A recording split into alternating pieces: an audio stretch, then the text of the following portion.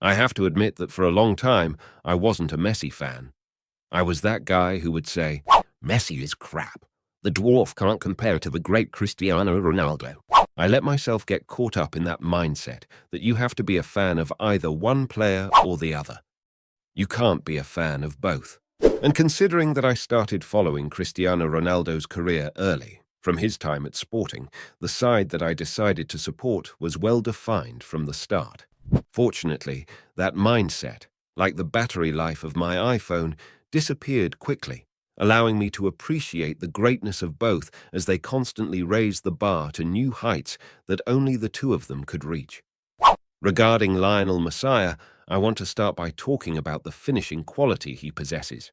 The fact that he consistently, season after season, manages to have a goal production higher than his XG demonstrates his superior quality in this attribute compared to the majority.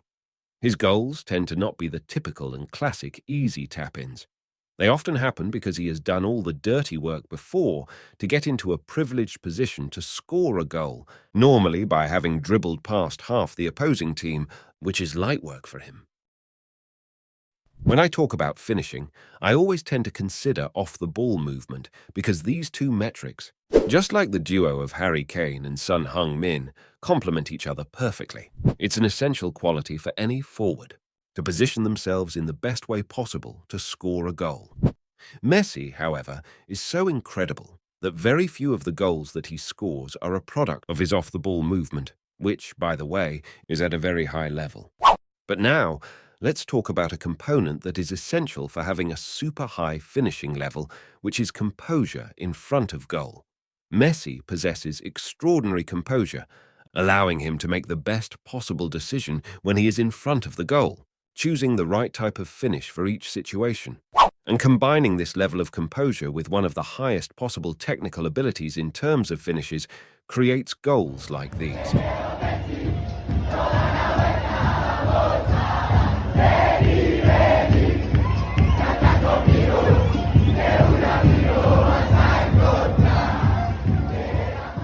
Since I'm on the topic of scoring goals, I think I should take the opportunity to talk about his incredible quality in executing free kicks, especially those right outside of the box, where he tends to take them not with the greatest power, but with absurd precision.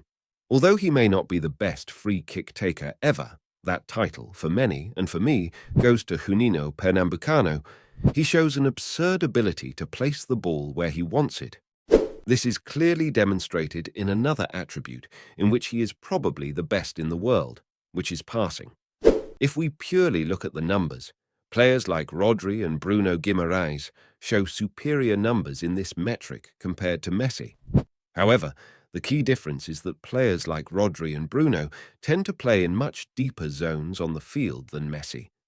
So they have available to them a much higher frequency of passes, and not only that, easier passes to execute, allowing them to have better stats than the Messiah in this metric.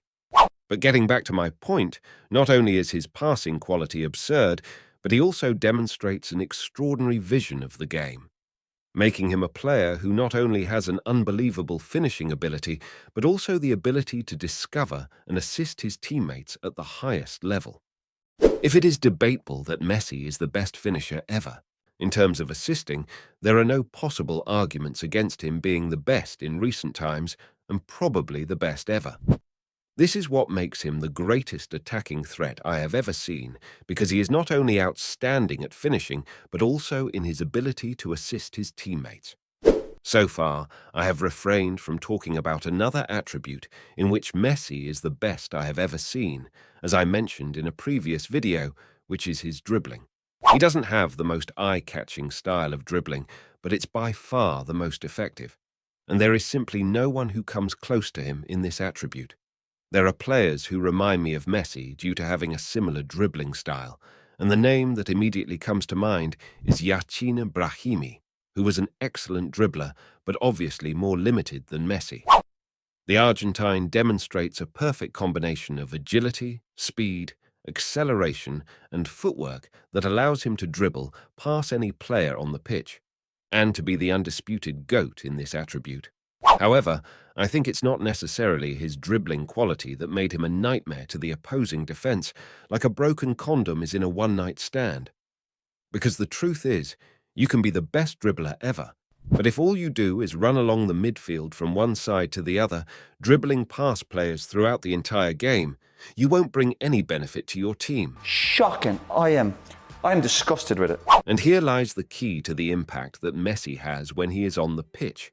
The killer instinct that he shows, the mindset to always seek to attack the opposing goal, trying to have an impact on the game in all his offensive actions.